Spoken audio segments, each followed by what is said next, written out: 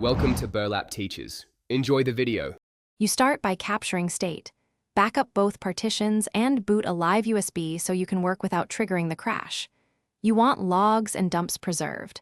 Once done, mount the dual spaces read-only and copy kernel messages, app stack traces, and the dual space manager log into a single folder. This prevents data loss and gives you the evidence to make deterministic fixes. Make sure to note timestamps so you can correlate events while you proceed to repair steps. Now diagnose the crash cause. Inspect overlays, bind mounts, and symlink chains because dual space setups often fail from broken links or permission drift. Use find and stat to detect mismatched nodes and fix ownership and modes with chown and chmod.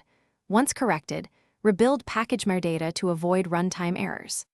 If file system metadata looks damaged, unmount and run fsck and employ debugs for targeted node or directory repairs. These concrete repairs eliminate the inconsistency that triggers the crash.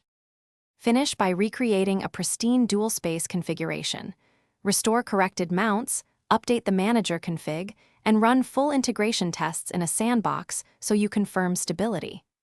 Once satisfied, migrate users back incrementally and monitor logs. If instability returns, revert immediately to your backup image and compare logs to the working state. And one key tip: enable verbose logging with timestamps before reproducing the crash to capture the failing call.